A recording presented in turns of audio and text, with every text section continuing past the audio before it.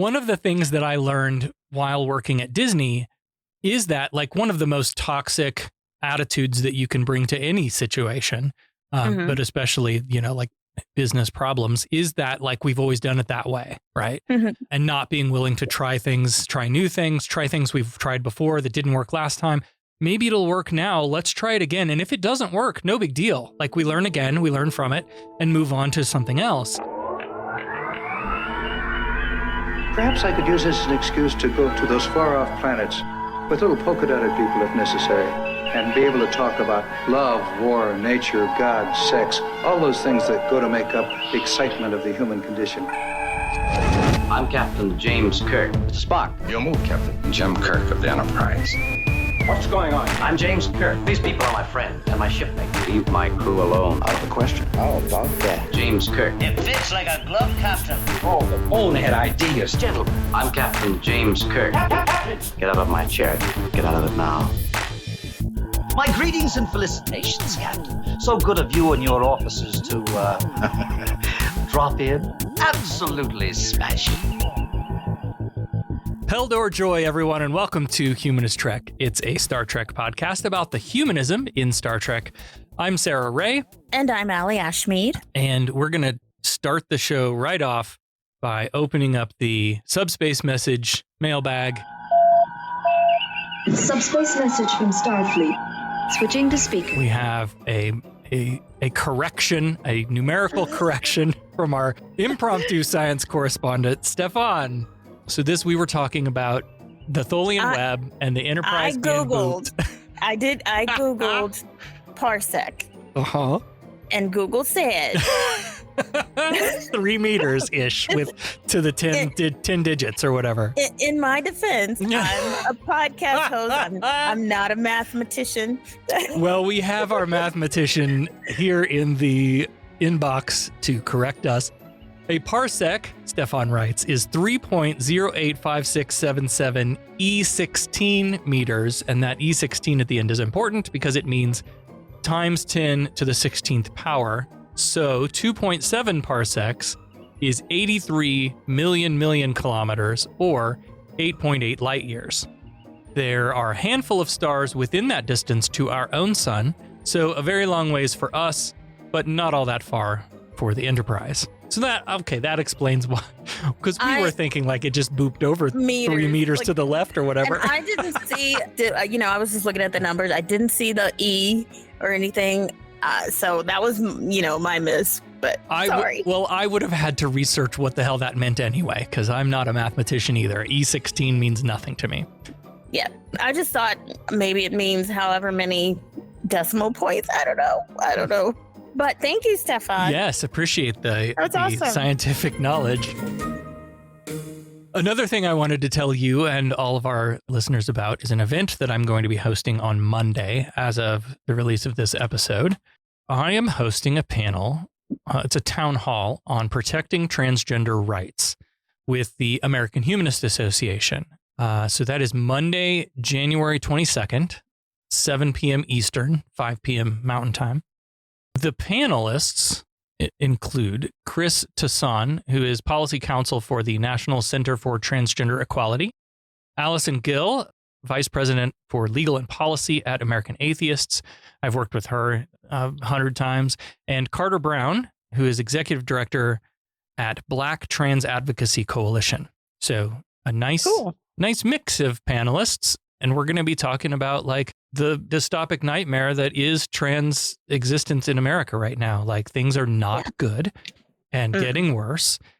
So let me read you the description for the town hall. Issues impacting the transgender community have become a flashpoint in the 2024 election, with far-right candidates campaigning and endorsing policies that are against gender-affirming care, the right of transgender folks to participate in sports, comprehensive education that's inclusive of gender identity and sexuality, access to abortion for everyone, but especially for the marginalized trans and non-binary folks, and much more. According to the ACLU, 506 anti-LGBTQ bills were introduced in 2023 in state legislatures as of November. And I don't know.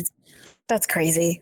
And already this year, like before most of these states even convened their 2024 sessions back from the holiday break, there were hundreds more filed.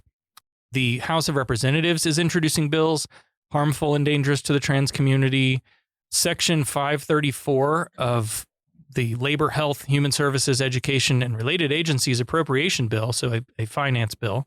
Section 534 of that bill will prohibit gender-affirming surgical procedures and hormone therapies, which would result in extensive damage if passed. I have notably been on hormone therapy since 2015.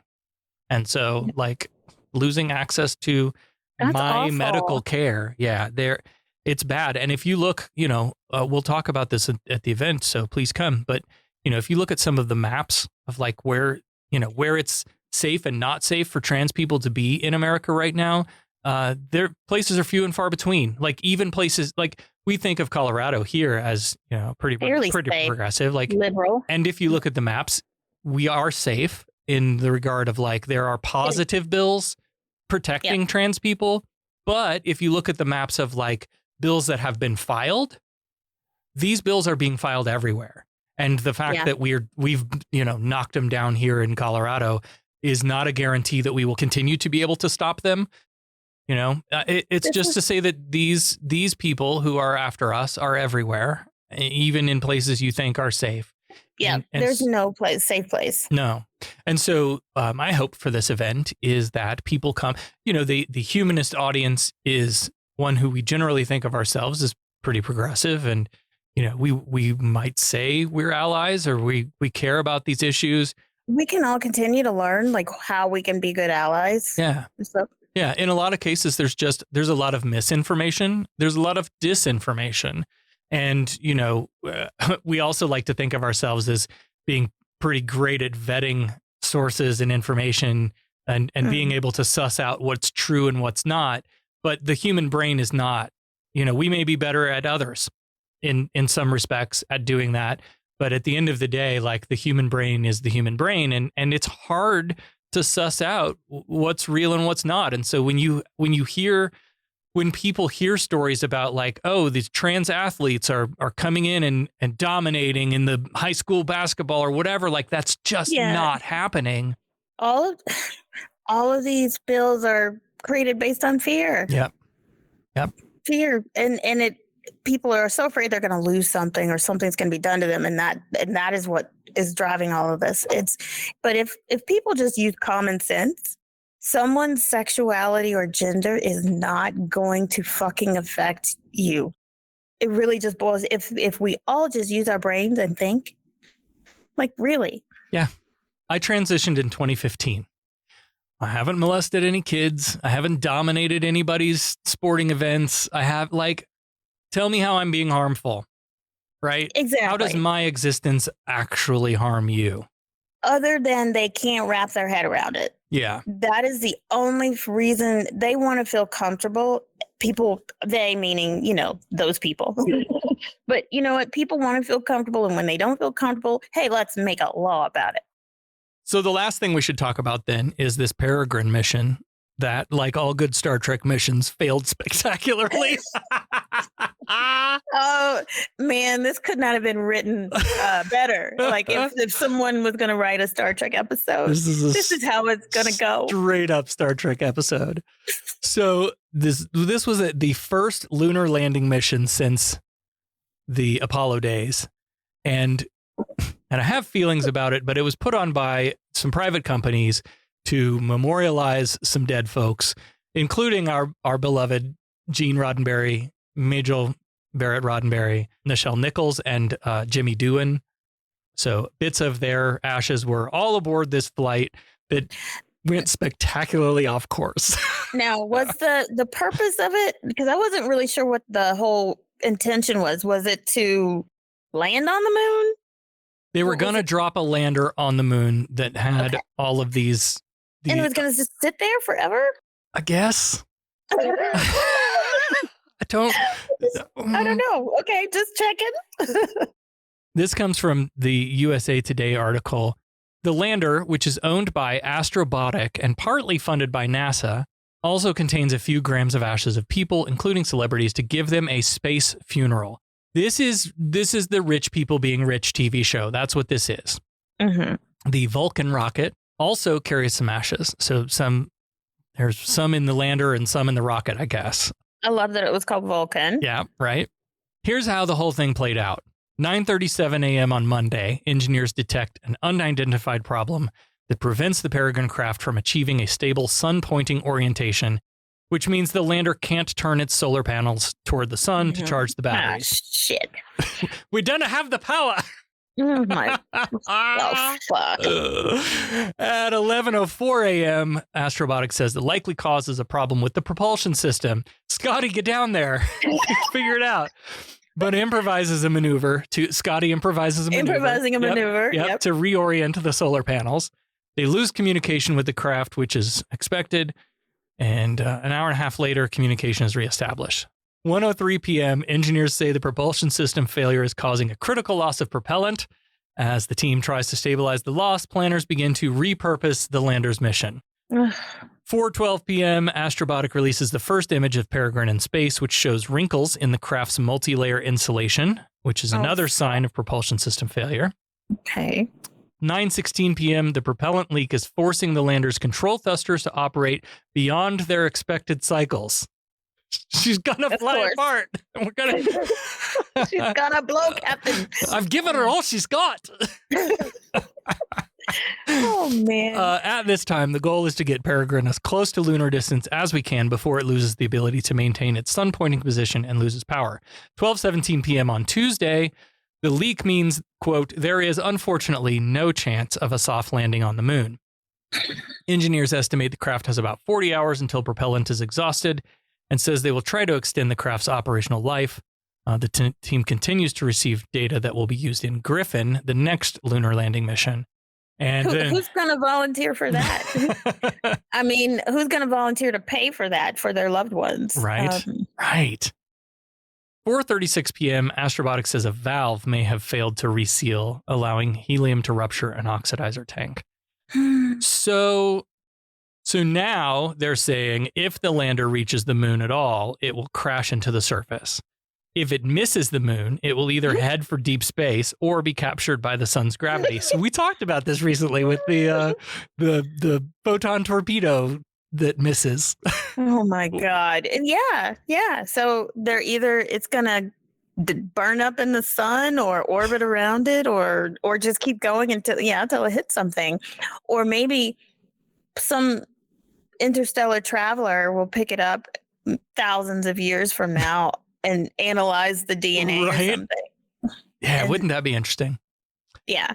Anyway, this whole fucking mission was a big old hot mess. And do you know what else was a big old hot mess? The beginning of this week's episode of Star Trek, the original series. It's season 3, episode 11, Wink of an Eye. Sir, contact with an object. It's moving toward us.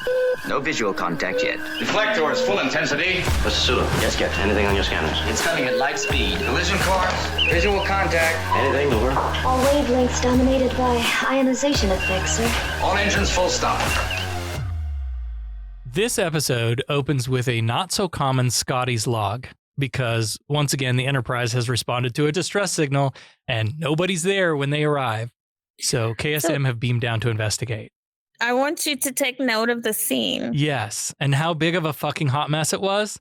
Yeah, the whole beginning was weird. It was just disjointed. But the first scene where Scotty is sitting in the captain's chair, and they do a voiceover of Scotty giving the captain's log, but we see the scene and we see his mouth talking, so we know it's a voiceover of just, the captain's log. But I want you to remember this scene because it comes you'll back. know. Yes, it does. Yeah, it comes back. Yeah.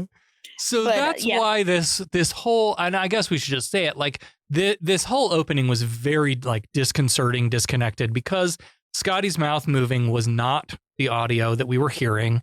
And so that was like very different. And he had this like, it's just like, who was he talking to? Like he was talking, it sounded like he was talking to the away team on the speaker or whatever. So then we fast cut to Kirk on the planet calling up the Enterprise and Scotty responding. So who the fuck was he talking to before? It's because it looked like he was talking. He had the I'm talking to people on the away team look about him when he was recording it. And yes, this comes back. Yeah. Anyway, this planet is very industrial looking. Lots of big skyscraper looking buildings in the background. This is the remastered. Right. The original backdrop was a reused matte painting from Amini R7 from A Taste of Armageddon. So if you go back and look at the non-remastered image, it's the same fucking planet. Oh. So they corrected in the remastering. I still don't know how I feel about that. Give me the original. Give me the OG. I'm okay with that. Make it look better, sure, but stop changing stuff. On the bridge, Uhura reports that she still has the Skolosians on screen too. And they're at the exact coordinates where Kirk and the away team are, but Uhura can't see the away team. And the Skolosians and the away team apparently can't see each other. This whole opening was just very disconnected and like, what the fuck is going on right now? Maybe they didn't really know how to get this to come across on film. Yeah. Like, I think I know now, having seen the episode, what they were trying to get to come across. Right. But I don't think they knew how to portray that. No, it didn't explain what was happening, but it also didn't like create a mystery in the way that shows often create a mystery by doing this sort of thing at the beginning. They just didn't hit the mark. I don't know. Yeah.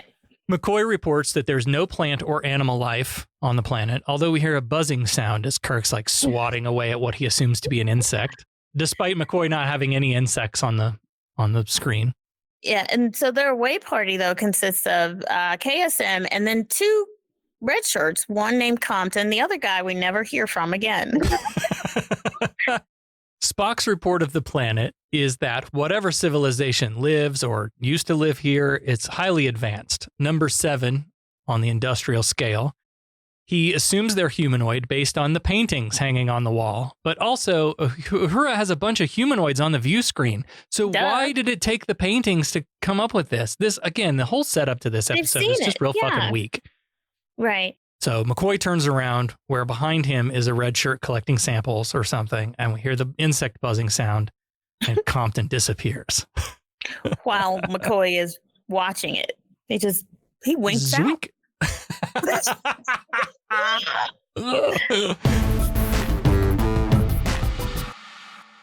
After the theme, our crew sets off trying to work out this mystery. It seems that the various ship functions are off and on, transporter controls, something at Uhura's station, hangar deck controls, and Uhura's replaying the distress call as Spock arrives on the bridge.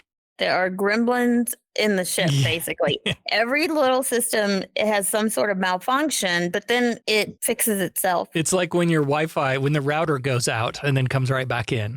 Like when it resets itself. Nope. It's broke. Nope. Okay, it's back. We're on. We're back on. That happened right before we started recording today. So this distress call, we learn that there were once a population of 900,000, but now there are only 5. The last of their civilization, and they've taken shelter here. What we don't hear, though, is what exactly is causing their extinction or what kind of help they need. And regardless, there were no people here when we arrived, so Spock makes the logical assumption this must have been a pre-recorded message. Right. They did say, though, that they don't have an explanation for what's happening to them, but they want some help. Just then, the deflectors go out. So maybe there was something on the planet that they brought back and it's wreaking havoc all over the ship or something, but we're not really sure. Meanwhile, all of the away team members have been to sick bay for an exam, except for Kirk. And Kirk's doing that classic captain, like, I'm too busy right now. I can't come down for a checkup. McCoy's like, well, this is on your order, so get your ass down here. Yeah. And he does say that, that they found something, but he doesn't want to discuss it over the TOS system. In sickbay, they do this thing, and they do this from time to time. It's really stupid. Just let Chapel say the thing. But instead, McCoy is like, go on then, tell the captain what you told me. Like, you don't need that.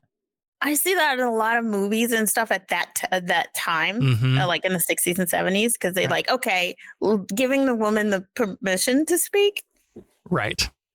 So Chapel reports that all of the cabinets were ransacked. It looks like somebody just went in and picked everything up, looked at it, and put it back down.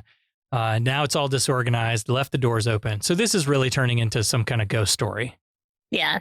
Nothing's missing, though. It's just been ransacked. And so McCoy tells Jim, okay, get on the bed, lie down. It's time to, take a look at you. But everything looks perfectly normal. But then he hears the buzz again and he gets off the table and he's like, something's touched me. I know something's touching me. He's like, I've twice before something's touched me and there was nothing there. Could I be hallucinating? They rule out hallucinations. So Kirk tries to call up the bridge, but the systems are still all kind of wonky. And through some static, Spock says that he's getting some kind of weird reading in life support. Alien substances being introduced. Vague. So Kirk orders everyone carry a heater, switch from intercom to communicator, and meet me in life support on the double.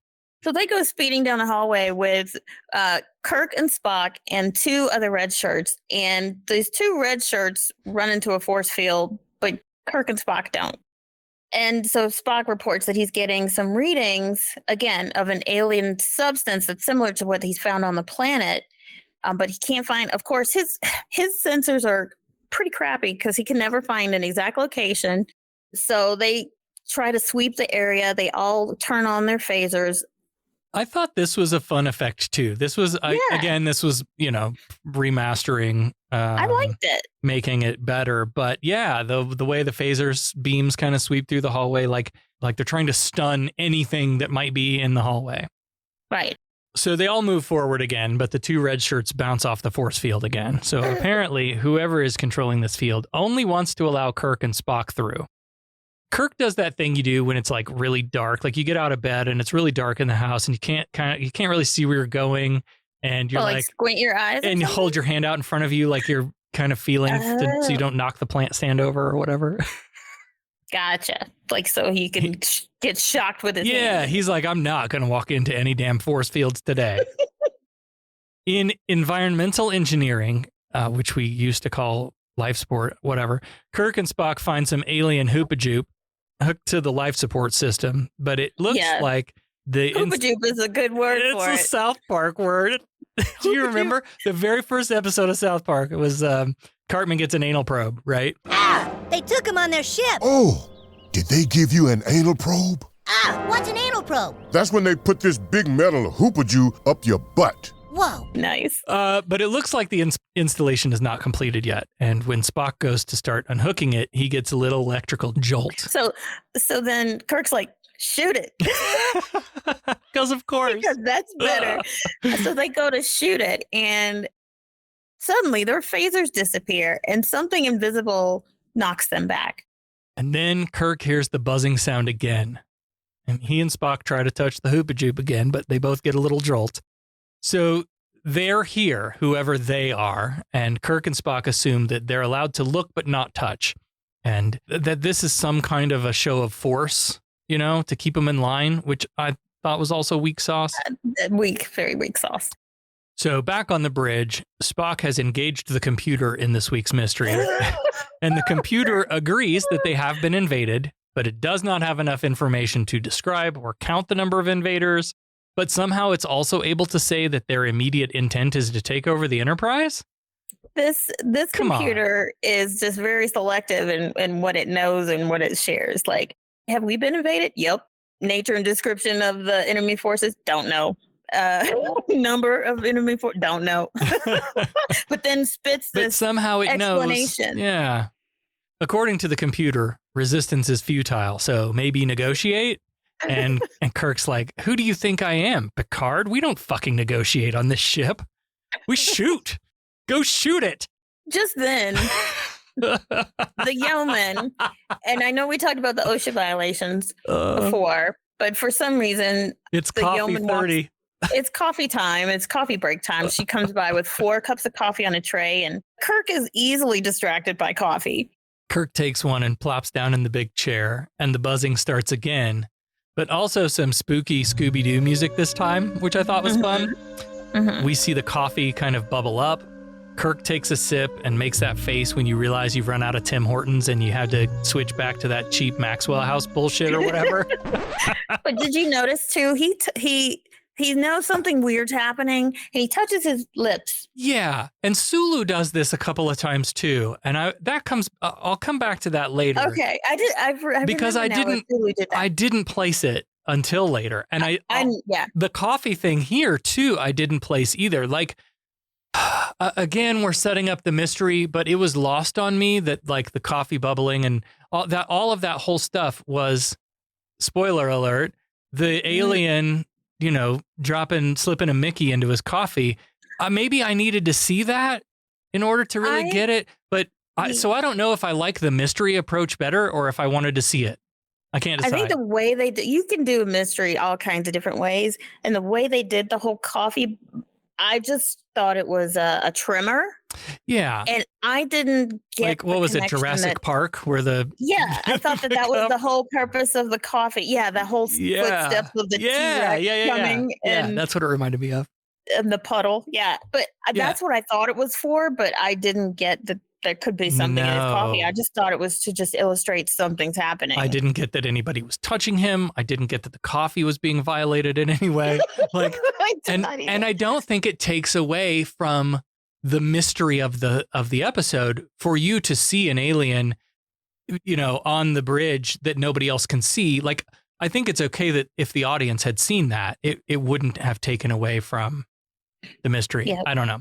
Anyway, suddenly everything around Kirk starts to slow down. And this was some great camera work here. I love it. It's like Dutch angles left and right. Yep. It was it went hand in hand with the music because they would kind of like go off key. Yes. And then the camera would tilt. And I think it was a great effect, actually. Yep. Where the opening of this episode let me down completely, this scene earned my trust back. Mm-hmm. So Kirk gets up and he's walking around the bridge. Pretty much everybody is like frozen to him. Uhura, Spock, and then he turns around to face Scotty's bridge station, and there stands this week's Star Trek sex object. Kirk's like, "Hey, what the hell's going on here?" But she throws her arms around him and kisses him, and he's like, "Hey, whoa, lady, we can totally fuck, but on this ship, consent is part of our sex culture." And he's like, "Who are you?" And I love the fact that she says, "I'm Deela, the enemy." The enemy. Because that is what they've been referring to this entity to up until now. Let's also talk about the sexy outfit this week. I was going to say, can I just say, can I please, somebody who can sew, please make me that outfit. I would fucking rock that everywhere. This was like half a dress. The left half, and her shit is hanging out, man. I mean, totally. Like, did she have I don't think there could have been underwear. There's no way to put underwear in. Maybe a thong. Yeah. Maybe. But yeah. Maybe. I loved it. I was like, I want that. This is Kathy Brown, who was in a whole bunch of shit.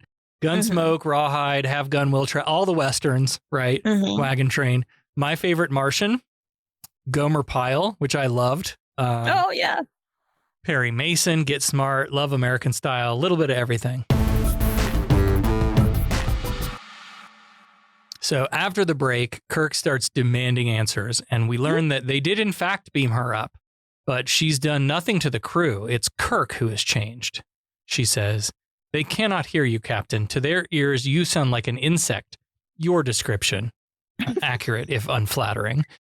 But there's really nothing wrong with them. Kirk has been accelerated, which is why nobody can see him now. So now we know that Kirk and these aliens are just moving real fast." I think I've seen a few other shows with this kind of premise. I can't think of them right now, but yeah. Well, we do revisit this in Voyager, and I knew I had seen this before, right? Maybe that's what I'm thinking. There is a Voyager episode, Blink of an Eye, which is a direct reference back to this in a similar thing happening. Deela gets the dubious honor of speaking the episode this week. We move in the wink of an eye. So she slinks back over to Kirk and gets real close, all flirty. She's like, we move in the wink of an eye. I'm not going to go into all that science about it. Right, just kiss me again, will you? Yeah, right. He does that awkward, like, try to push her away thing. Like, you can tell. That hard. But, I mean, he's trying, but just not really that hard. He's like, no, don't. No, please don't. And the real evil plot here is finally revealed. She is the queen of her 4 other people. a chief scientist and his crew, and she intends for Kirk to be their king. As for the Enterprise and its crew, they'll soon realize Kirk is gone, look around, not find him, and eventually they'll just move on. This is like Paradise. What was this? What was the show again? What was the episode? Paradise Syndrome? This is like Paradise Syndrome again. He's now been nominated a leader of people, and he's got to marry a queen or something, some shit. So Kirk pulls out his heater and he's like, look, this won't kill you, but it doesn't feel great either. And she laughs like, okay, go ahead and try then. And when Kirk pulls the trigger, another great effect, another great scene here, the phaser beam like comes out of the heater in slow-mo and Deela like sidesteps it real easy. I'm shocked. So I know like the bridge crew didn't see the phaser. Right. I think they would have seen it, surely, even if it was moving because fast. It was moving in that slow, it was moving in normal time. Right. So why was that moving in normal time? And why didn't they see that on the bridge? No, that is a great call. I was like, damn. Anyway. No. Okay, Stefan, you might have to help us out with that. I don't know. Oh, God. She pulls a device from her sleeve, which she says can also be set to stun or destroy, and uses it to yoink Kirk's heater out of his hand. So Kirk's exploring the possibilities. She says he's unable to return to his people now, and he asks her, if he stays, will you let my people go? And apparently this isn't the first time these people have acceleration abducted people, because she's like, it's always like this. They're very upset at first, but you'll learn to like it eventually, just like everybody else has. That's what all slave owners say. Mm-hmm. Mm-hmm. So Kirk leaves the bridge, and Deela presses a button on this flower-looking brooch thing on her collar. I need this prop. God, we need a 3D printer. Honestly, it looks like a bunch of just random shit from random circuits from inside various pieces of household technology. Right. Glued onto this. Yeah.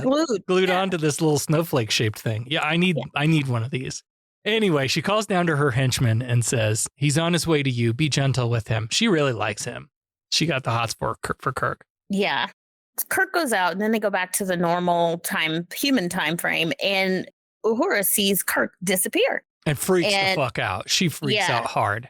Yeah, and so Sulu corroborates the story that, he was sitting there, drank his coffee, and then he disappeared. So now we start to make things more complicated. Now we start cutting back and forth from normal time to accelerated time. Yeah. Strap in, everybody. So in accelerated time, Kirk's jogging down a hallway and finds the two UC red shirts still hanging out outside of life support, frozen. But a third red shirt appears in the doorway, and Kirk's like, Compton, thank God, man, we've got to stop these invaders. But Compton's like happy to see him, and Kirk realizes, because they're talking, hey, they accelerated you too. And Compton's like, yeah, but I'm good with it. There's this chick and she's kind of hot. And Kirk's like, well, they've hooked something into the life support system. Let's go destroy it. And Compton's like, nah, I'm okay with whatever they're doing. I don't mind it anymore. He's like, come on, Kirk, you understand. You do some crazy shit for some good pussy. Right. And she's like, nothing like I've ever met before. So he's like, he's totally cool with it. And he's got a new commander now. Mm-hmm. And he's not going to do what Kirk says. So Compton showed these people, these aliens, the operation of the ship, bridge controls, life support. And being all helpy helper thing. But, he says, like, I didn't understand at first, but, now I'm one with the body of Landru or whatever. Mm-hmm. So now I understand. And you will soon, too. You'll become one with the body. And Kirk's like, yeah, okay, Compton. And classic Star Trek head fake. And Kirk whips back around and disarms him pretty easily. But inside life support, there's two Skolosian men who are wearing these ridiculous sparkly outfits. And they easily stun Kirk, and he drops to the ground. So Compton sees them shooting Kirk, and then he decides to kick in and say, hey, wait a minute. Like, even though that's not my captain anymore, you can't hurt him. So he goes after them, and then they kind of knock him out. These two guys are named Rael and Akor. And Rael's like, damn it, Compton, you were supposed to stop him. Compton's like, I tried, but y'all hurt him. He was my captain. Like, so he's not fully one with the body yet. Like, he still has some kind of feelings or loyalty or something back to Kirk. Not to the point where, he's going to kill somebody, kill the crew.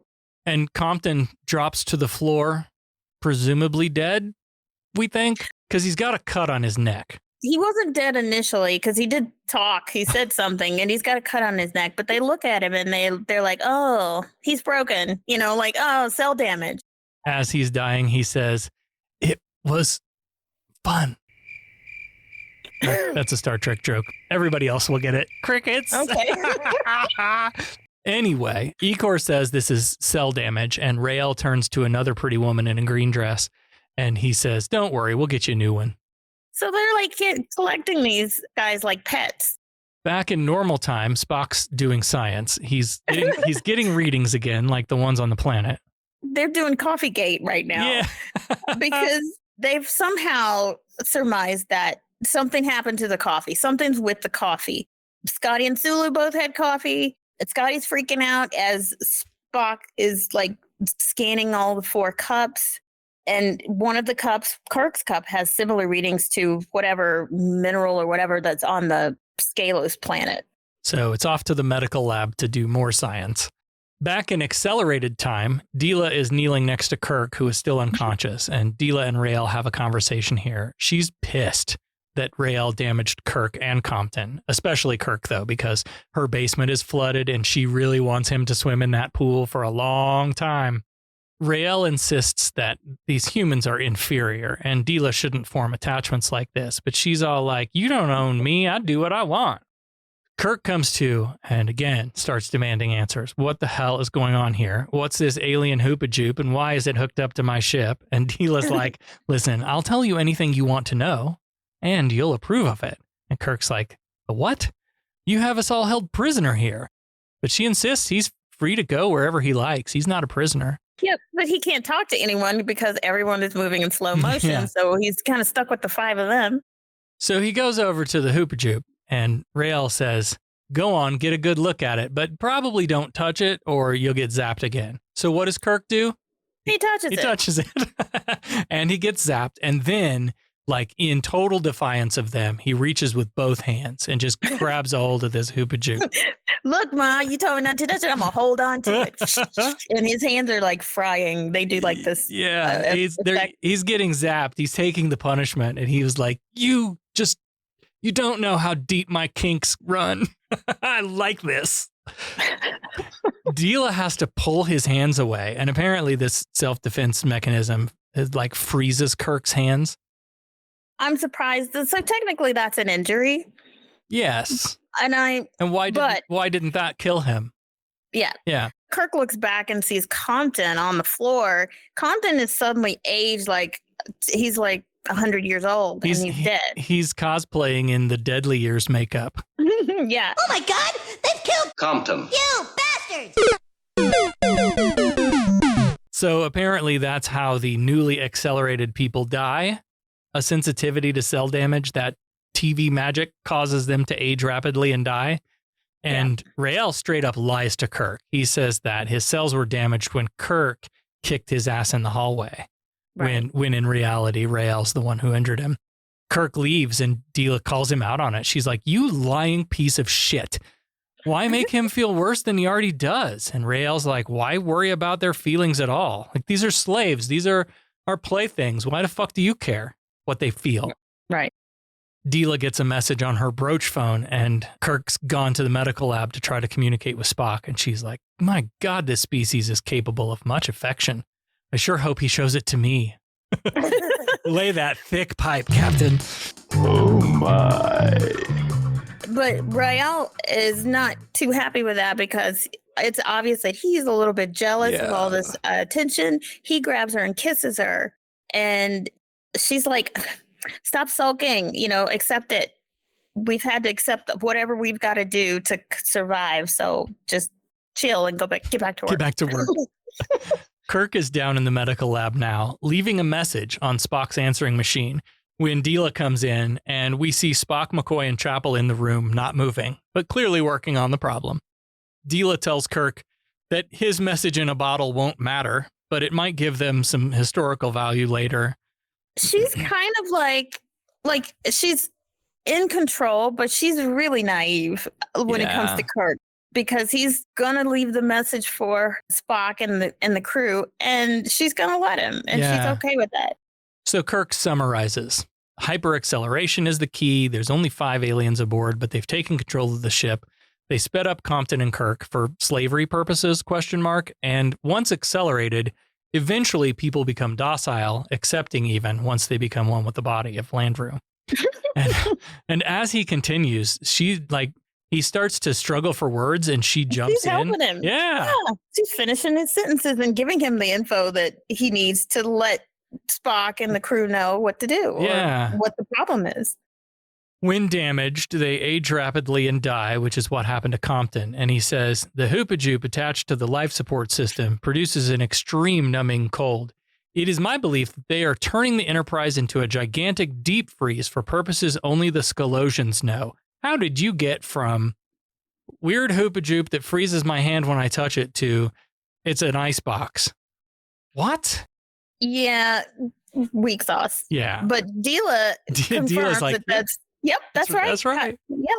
So Kirk's like, you can't touch the hoopajoop, but it's got to be destroyed somehow. And Deela warns in classic TV leader of the enemies speak that once the others hear this message, it'll already be too late. Dun, dun, dun. Dun, dun, dun.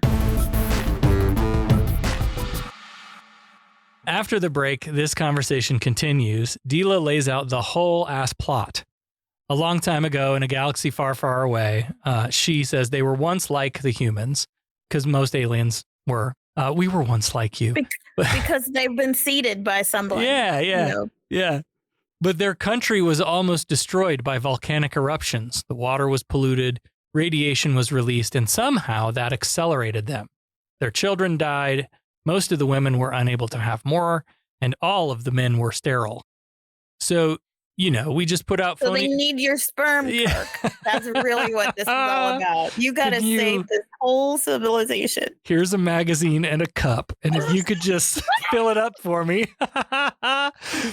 So, we put out these phony distress calls when starships come by, steal a few of their menfolk, but when we accelerate them, and then they burn out. So, but now, not only are we yoinking Kirk and a couple of men, so now we're going to also freeze everybody else until we need them. Just in case you don't work out. So, that's encouraging to hear. I'm sure Kirk is thinking. She speaks the big theme of this episode, right? She's like, we have the right to survive. And Kirk's like, yeah, but not by killing others. Deela's like, oh, really? Well, you were prepared to kill all of us when you came ripping into life support earlier. So your killing is okay, but ours isn't? So it's different. I mean, I feel it's different. So Kirk tries some diplomacy now. You're just doing things the way your parents did and the way their parents did it and the way their parents did it. Man. Did that actually solve anything? Listen, let us all go. Unhook that hoopajoop, and we'll use all our knowledge and skills to help you find another way. It's kind of what we're all about, actually. Mm-hmm. And she's like, no, we did try other things, but it's no use. Like, anyone who tried to decelerate died. So we're all trapped here, including you, Kirk. Rael calls Deela. It's time to turn on the freezer and beam out of here. So Deela and Kirk need to head to the transporter room. And while this phone call is happening, we see Kirk sneak the floppy disk that he'd been recording on. The yellow one. It's the yellow one. Sneaks it out of that computer and slips it into the computer station where Slow-Mo Spock is standing. And he sneaks away, and Deela turns around just in time to notice that he's gone. They're switching back and forth, so it's kind of hard to figure out where they are. But in the medical lab, the accelerated people are gone, and McCoy and Spock and Chapel kind of wake up. And they're talking about the same substance that was in the captain's coffee is in the Skolosian water. So there's no trace of it in any other cup. So somebody put it in there. In the transporter room, Kirk's under the console and he pulls out some important component and sticks it in his pocket. So when Deela comes in and tries to beam him down, it doesn't work. He acts like, I didn't do anything. It wasn't me. She tells Rael that Kirk couldn't have had time to sabotage the transporter, though, so it must just be a malfunction. So she's so naive. Like, she is, but she's kind of evil too. Yeah, like she's evil and naive at the same time, and Kirk is manipulating the shit out of her, and I love it. I fucking love it. Kirk blames this on a power loss that the technicians had reported, but Rael doesn't believe him. Deela says, if I had a suspicious nature, Captain, I would say that you sabotaged the transporter to buy time. Good thing we're both innocents, though. I really do despise devious people, don't you? And now Kirk's like really throwing charm back at her. He's like playing with her hair and shit. And he's like, oh, yeah. You got to do what you got to do to survive. So, yeah. He's like, and you know how I feel about consent. In normal time, Spock's talking about looking for a counter agent for this stuff that was in the coffee. And just then he hears the buzzing. And McCoy's like, yeah, I've been hearing that shit since we beamed down to Scalos. Spock's like, yeah, and I know what it is. Yay. And of course, he doesn't tell us what it is, but he's like, I'm going to the bridge. And then suddenly they switch to Kirk's quarters where Deela and Kirk are getting a little bit more familiar and they're actually like super flirting. Yeah. Like super flirty. She says something here that made me think back to that earlier scene that I didn't write down because I wasn't sure what to make of it, right? Deela tells Kirk, it was delightful kissing you when you couldn't see me. And that was back on the bridge when they were all like rubbing at their lips. And yeah. And like, I guess, was she kissing Hulu? I mean, Hulu. Damn it. What do I call him? Hulu? Sorry. Oh, that's twice. I keep calling him Hulu. Oh, hang on. There we go. Yes, because Sulu was rubbing his face too. So who was kissing on Sulu? Maybe was she just making out with everybody? Maybe one of the dudes. I don't know. You know? Interesting. So that answers your question. She was kissing people. Yeah. Yeah. And then... And speaking of kissing, Kirk grabs Deela and kisses her. And then he grabs her hands. And he like kisses on her hands, obviously working his way towards that weapon device thing that she keeps in her poofy sleeve. Yep. He tries it. He tries. She says like, no, you don't get to touch there. But I would have been disappointed if you hadn't tried. And she's like, don't try it again though, because you could get really hurt, like, and die. And I don't want to lose you. I don't want you to have cell damage. And I get the feeling that she's like enjoying his little games, and well, they're not games. They're actually he's trying to survive. Right. And I think she's kind of enjoying it. Oh, for sure. She's like, all I have to do is scratch you. And she kind of mimes this, like moving her fingernails down his face or whatever. And he kind of jerks a little bit, but he's like, well, as soon as I release this beast in my pants, you're going to have your nails dug so far into my back that I'll turn old and die before either of us comes. That's true. Oh my. That's very true. And they kiss again, and then they kind of cut to the bridge. But we know what's up. Mm-hmm.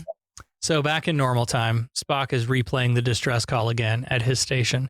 And then he skips to footage of McCoy and the UC red shirt disappearing on the planet earlier in this episode of Star Trek, the original series, as if they set up a camera on a tripod whenever they beam down somewhere.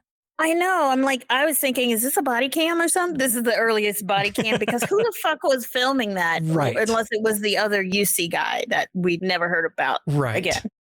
Anyway, back to the distress call. Spock's fiddling with the playback speed here. First slower and then faster and faster and faster and faster and faster and faster and faster until finally the playback sounds just like that insect sound. He's so smart. So cut back then to the camera on a tripod earlier in the episode where Kirk swats at an insect and McCoy says there aren't any insects. So the pieces are like really starting to come together now. Just then McCoy discovers that yellow floppy disk that Kirk had put in when they were all slow. And he plays it and he hears the little bee sound. And then he immediately calls Spock, and McCoy says, hey, I found a tape down here and all I get is that whine. And Spock's like, get up here. Get up here right now. I know just what to do with that. So now, with no way past the force field and no other way to get to the Hoopajoop, they'll have to find a way to deal with this on the Scalosians level.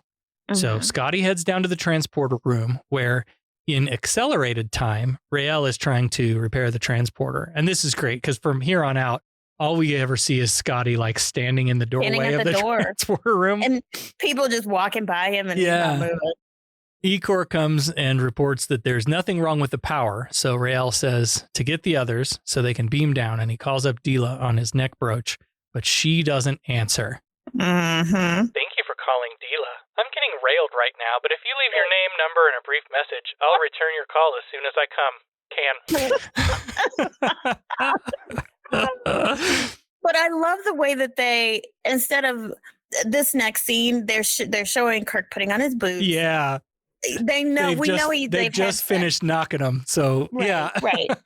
But, and they don't have to show it. We know. Mm-hmm. And Dila's putting her hair back into place. Rael comes in. Yeah. They're like, he didn't even bother calling. He's like, I know where that bitch is. He's like, I know where that bitch is. They're kissing passionately as Rael rushes in, and he tries to kick off a Star Trek fight, but the network has some bills to pay first. Kirk is defending himself with a pillow. And Pillow fight. Ding, ding, ding. Yeah, it's like a bolster off of the couch or something. Yep. And Rael is just going at him as hard as he can with some metal pipe. But Kirk is It's always a metal pipe. I They know. do that often. Kirk gets backed into a corner and he has to pick up like a office chair, and hold it in front of him like a shield. And despite Kirk's plea, Dila shoots her zapper weapon and it takes 2 shots to take down Rael. Fortunately, Kirk is unharmed, and Dila warns Rael not to do this shit again. But he's like, but I love you. Don't do this to me. You know how I feel about you. This is another cringy moment where the guy just doesn't take a fucking hint. And she has to be like, look, this isn't happening. I don't care how you feel. I don't want to know how you feel. I want you to respect my decisions. This is the man I want to fuck. It's not you. Go fucking fix the transporter already. And also, I'm just trying to keep y'all asses alive. Basically, she's doing she's enjoying it, but her whole purpose for this is to keep their species going. Yeah. So with Rael gone again, Kirk seems to have made the transition fully, and he's in the body now. And he accepts this fate, but Dila seems a little disappointed by this because now he's all like pliant and, oh, everything sounds great. And she's like, I kind of like the bad boy, stubborn, independent. You were kind of like Rael, and maybe that's why I liked you. See, she likes the bad boy. She does. She likes the chase. And now that he's being super compliant, making sure that, did I do that right? Did I behave correctly? Mm-hmm. She doesn't like him anymore. She's still gonna, she'll still take fuck that him. Dick, Yeah. Oh yeah. She'll take that dick though. Yeah. She calls up Rael and tells him not to worry about the captain anymore. He's made the adjustment.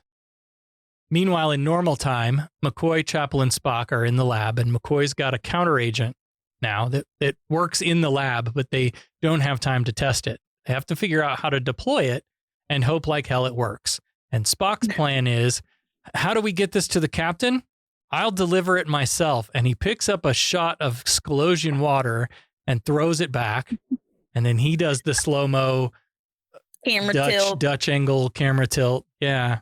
And McCoy tried to stop him, and he's like, you don't know what that's going to do to you. And it's not like Spock to be so impulsive, but he does it. I really liked the transition in this moment because we've seen the jump back and forth from normal time to accelerated time, but it's getting a little more meaty where we're experiencing it from the different perspectives, and I'm enjoying how differently that looks. Yep. After Spock drinks it, he's like, oh, this is fascinating. Or whatever he does, it's stimulating. And then he sees them slow down. Then he walks out, but then they jump back to regular time, and McCoy and Chapel have just seen him just disappear, wink out. Rael has the transporter fixed now and beams down the other Scalosians, and he calls up Dila, who's like, it's fixed? Why didn't you tell me? And he's like, look, I I don't want to walk in on you getting railed by the captain again. I just like my heart, man. You broke my heart. Oh, poor Rael. She tells him that she's sorry, and she and Kirk walk into the transporter room. Rael switches on the freezer hoop-a-joop and calls Deela to beam down at once. It's going to get real cold real fast. Well, it turns out Kirk's not yet part of the body of Landru or whatever. He was just acting. Dang. Shatner can act. I knew he wasn't. I knew. No, I did too. Deela calls down and warns Rael that Kirk is on the loose and armed. We see Spock sneaking down a hallway, and Kirk catches up with him, wordlessly happy to see his friend in accelerated time. They didn't say shit to each other and then went forward on the mission as if they just knew. Everybody knew the plan. Yeah. Yeah, and I guess he figured he's gotten the tape. He's gotten the yellow floppy I left, so we know what the plan is. Yep.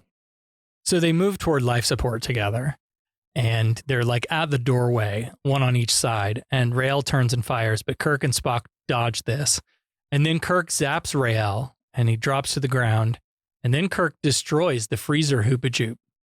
Deela runs in, and she's like, I should have known you'd never adjust. Well, now what? This is an interesting conversation because of the priorities each of them have, right? Kirk suggests, like, well, we could put you all in suspended animation until we decide what to do with you. And Deela says, but your survival doesn't depend on that. So, like, as an individual, as the leader of her people, her decision-making is shown to be driven solely by survival. Yeah. She's literally trying to survive her species. Yeah, I mean... And she expects everyone else's motivations to be the same. Right, that's why she doesn't have time for Rael's feelings. Although she is trying to have some fun and enjoy what she's doing with Kirk. And who's to say he didn't plant some little babies some Stalosian babies in there already?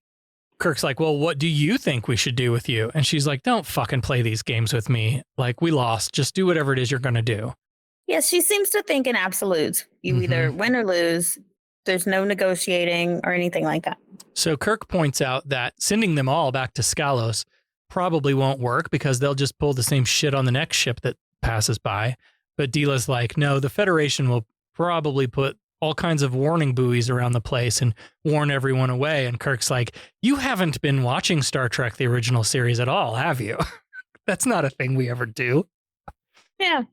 Deela says if they quarantined the planet, then they'd all die and problem would be solved anyway. In the transporter room, Deela's asking what Kirk and Spock are going to do now. And Spock's like, you tend to your plate and I'll tend to mine. Don't you worry about don't you worry about me. And she gives one last go at talking Kirk into staying with her. Besides, he can't return to his own time speed. He doesn't speak. And so she's like, do I displease you so much? And he says, oh no, I can think of nothing I'd like more than to rail you some more, except maybe, I don't know, stay alive. Living. Yeah. Surviving. That's a thing that you understand, right? Because this hits like the making decisions based on survival ball right back at her. Right. Right. So she joins Rael on the transporter, says goodbye, Captain, and they're beamed away. Spock confers with Kirk that they have synthesized something that's going to slow time back down and decelerate him. But there's a catch. We haven't tested it. Kirk is like, well, let's test it. And he goes ahead and drinks it. And just like Spock just downs it. Next thing you know, he's back into the land of the living. And Spock is still missing. But Spock is he stayed to do the repairs. And he's fucking killing it with all the repairs because he's moving so fast. This scene was so great when Kirk speeds back down to normal time. Because Scotty has, again, been in the background this whole time, frozen in place, going through the door. And Kirk, like, pops back into normal time, and Scotty's like, holy shit! Christ, lad, where the blazes did you come from? Is Mr. Spock coming too? I think I'm going to have to put this on a t-shirt or something. Okay. What Kirk says, he's like, when Scotty asked him, where'd you come from? He's like, out of nowhere and into the here. Yeah. And I was like, that's cool. That's cool. So Spock is doing all of these repairs, and to the crew, this seems like it's happening at just incredible speeds.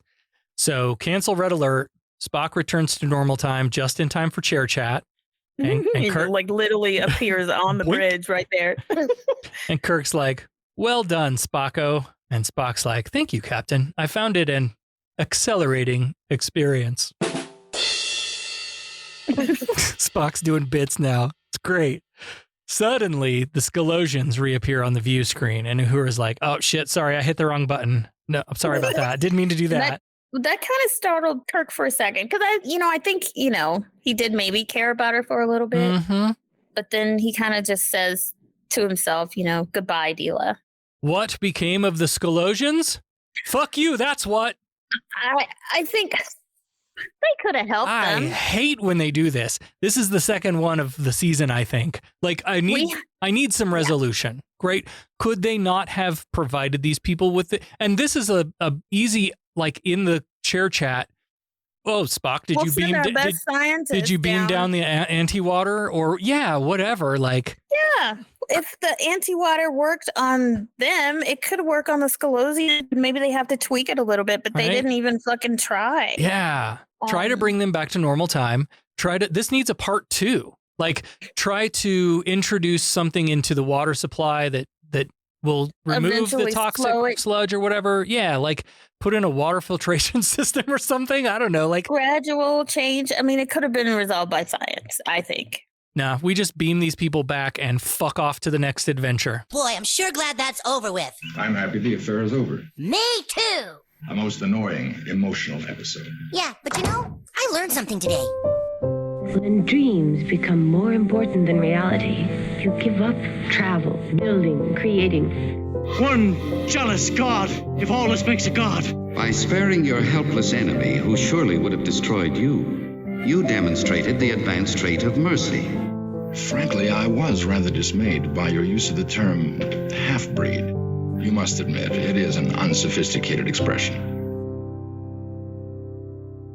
You hit the nail on the head. That was the paragraph that I had, circled, but maybe for a different reason. But go ahead. What was your humanist? I was going to start with this conversation that Kirk and Dila had, right? Where the killing for self-preservation versus self-defense, and when is killing okay, right? Because that is an ethical, moral question that comes up a lot in real life, and sci-fi certainly explores it.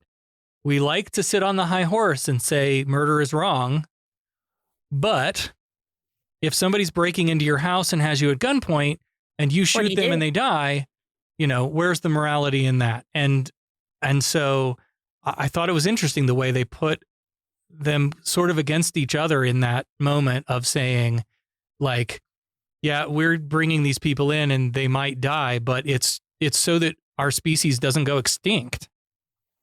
Right, but there's a sense of they're not even considering the other people at all, like the other species that they just be killing. Yep. They just be like, here's a fake distress call just to hook them in. Will this one's sperm implant in my egg? And if so, yes, we'll take them. Right. Yeah. However we get them. And that's cruel, I think. When they're talking and he says, we could freeze you all until we, know what to do with you. And she says, your survival does not depend on that. Mm-hmm. Again, like her decision-making being driven by survival. Well, she assumes that Kirk is the same way. And when he's not, she doesn't understand it. Mm-hmm. So why would you just freeze it? Why wouldn't you just kill us? Because that's what we do. You know what I mean? Yeah.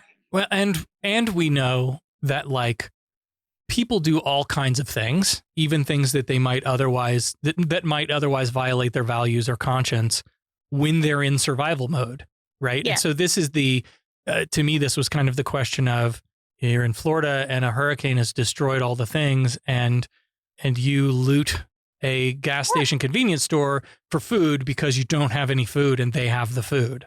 Right. And like, okay, and what's the morality in that? But we're in survival mode, so and right now, does stealing become okay?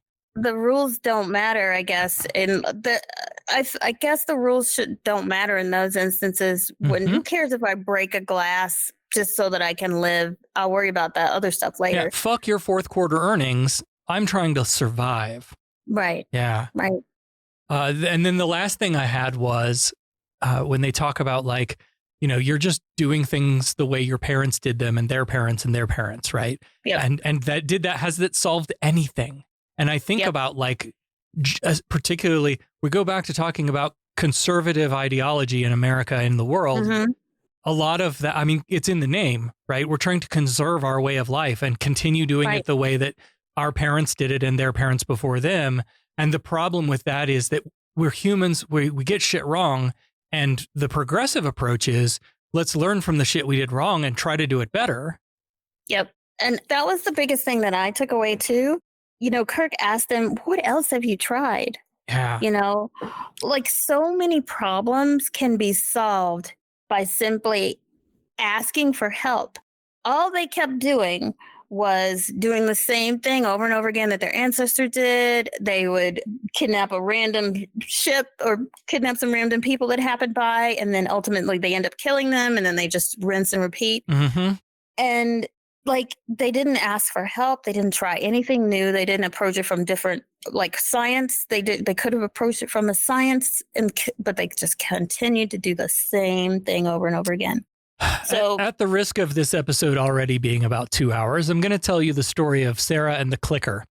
Because clicker? One of the things that I learned while working at Disney is that like one of the most toxic attitudes that you can bring to any situation, but especially, like business problems, is that like we've always done it that way, right? And not being willing to try new things, try things we've tried before that didn't work last time, because that's how we evolve, though. Yeah, and even if we tried it before and it didn't work, there are new factors, right? There are different people trying it. There are different policies in place. There are different. The culture has changed. Like, so maybe it didn't work last time. Maybe it'll work now. Let's try it again. And if it doesn't work, no big deal. Like we learn again, we learn from it and move on to something else. So when Sarah was a coordinator in Fantasyland at the Magic Kingdom at Walt Disney World, we were brought in on a special team they like tripled the team of coordinators. And we were really trying, that was the approach was very much like, we've been doing things this way since 1971. Tear it apart, flip it upside down, figure out how we can make it better, safer, more efficient, a better experience for the guest in any possible way. Flip it on its head, take it apart, figure out what we can do better. That was we were given that rope to really explore it. And so one of the things that I implemented was at the teacups, the Mad Tea Party, right? You familiar with this ride? Yeah, where you're sitting in the cup and they spin? Yeah. Is that the one? Yeah. Yeah. Simple round ride, right? You can ride these rides anywhere, right? It's not a Disney specific special thing, but it's themed to the Mad Tea Party. And so for decades, the approach to loading this ride was shove as many people as you can possibly fit into these little holding areas. Fling the gates open and hope like hell that's 18 teacups worth of guests. And then you run the risk of either being short and having to take extra time to go, and because they always fill front to back. There's a blue one way over there. You guys can go to that one. How many in your group? 3. Okay, you can go to, there's a yellow one back there. And now you've killed your time.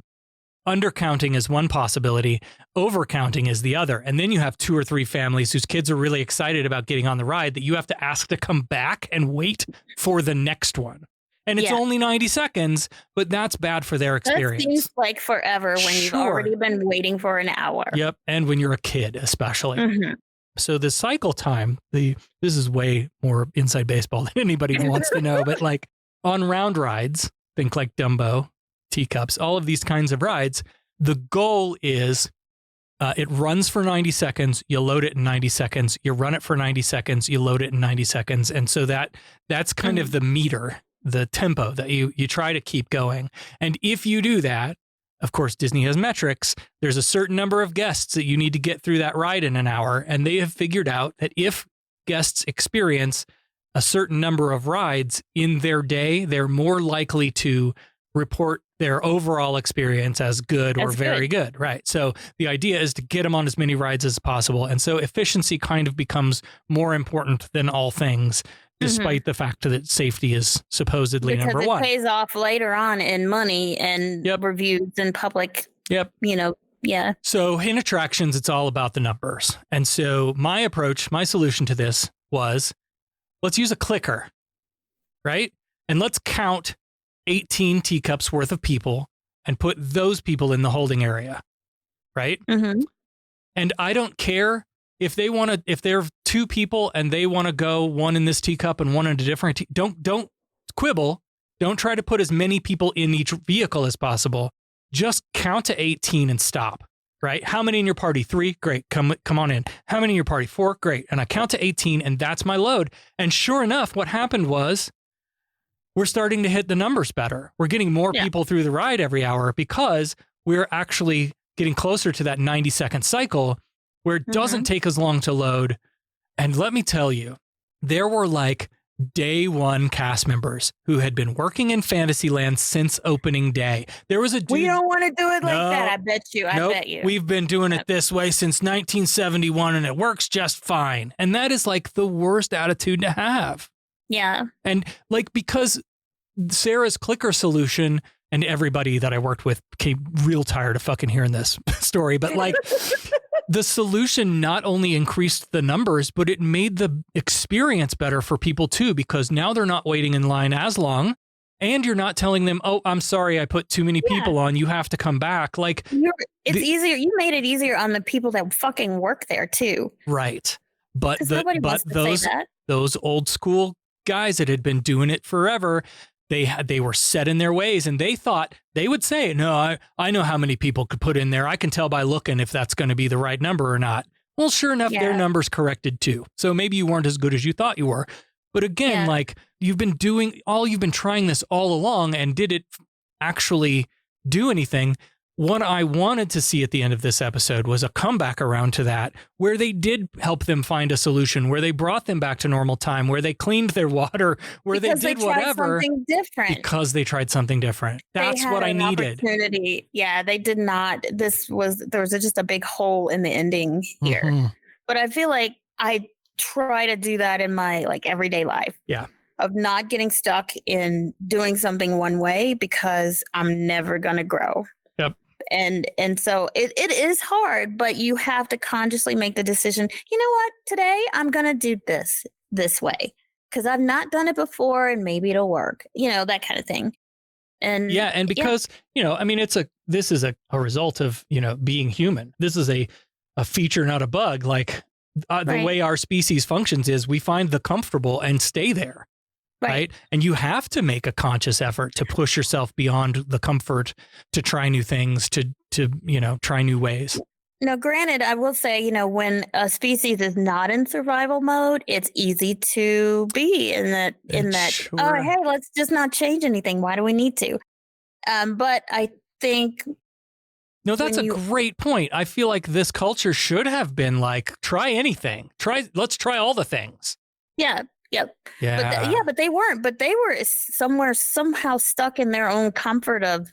They thought, okay, we're doing everything we can do, but everything we can do is the same thing we've always done for. You know what I mean? Yeah. So it's very interesting that they shouldn't. They were in survival mode, but they weren't willing to try something different. Weird. Well, now then, it's time to honor the dead. I forgot all about Compton. Compton got a scratch and he died. He's dead, Jim.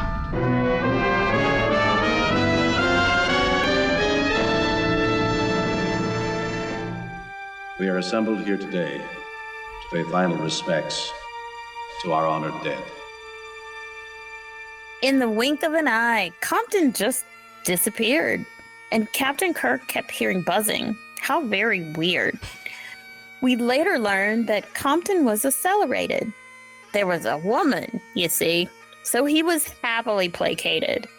Until he steps up to defend Kirk, he gets scratched when he rebels, and he dies very quickly from damaged cells.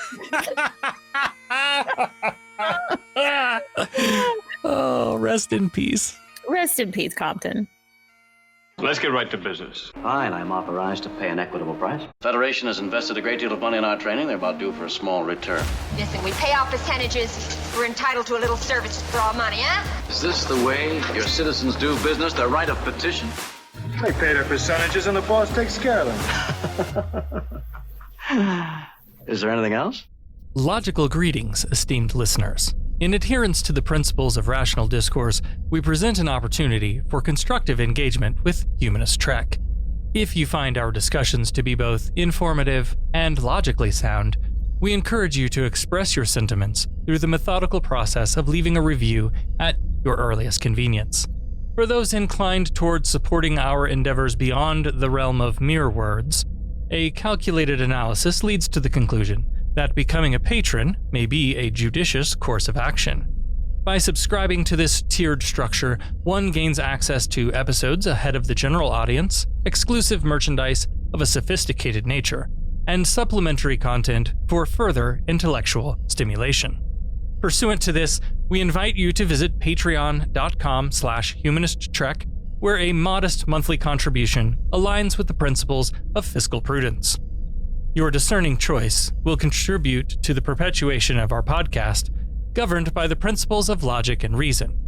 Of course, high commendation to all of our patrons, but especially to our founding admirals, Russell, Allie, Peter, Sarah, and Sherry. Live long, and may your financial allocations prosper in the most logical manner. I assume you're loitering around here to learn what efficiency rating I plan to give your cadets. Trainees, to the briefing room. Is that all you gotta say? What about my performance? Aren't you dead? I don't believe this was a fair test of my command abilities. There was no way to win. There's no correct resolution. It's a test of character.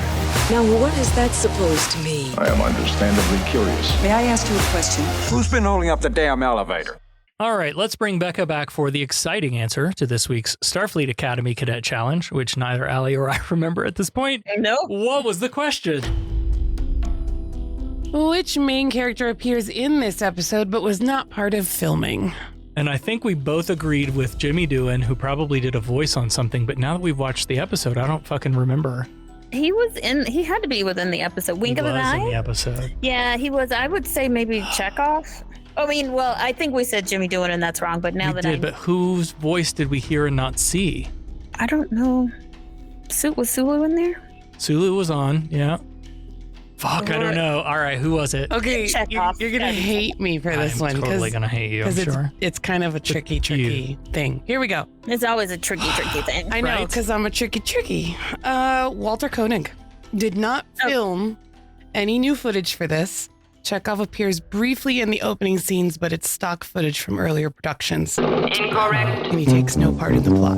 So I should have known this because we kind of talked about the weird beginning of this thing. I don't remember Chekhov in with there, Scotty.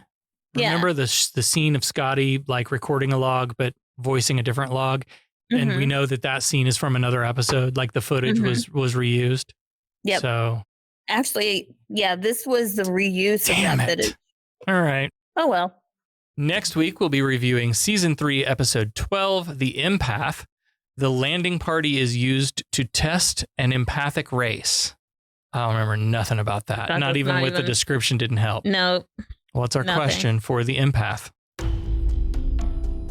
In the United Kingdom, the BBC skipped this episode in all runs of the series through the early 1990s. I remember something about this. Wait, you don't even know where I'm going. Here's the curveball. Okay.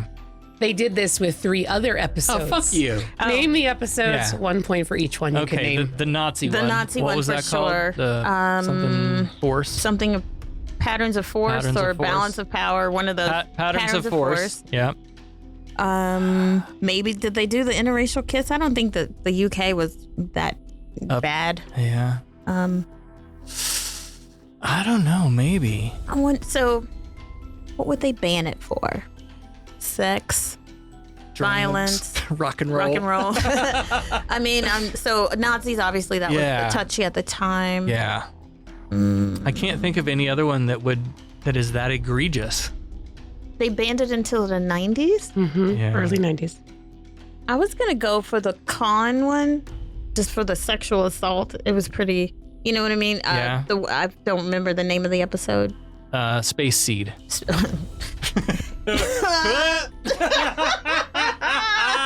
Oh God. Yeah, that one. Yeah. So I'll say Space Seed.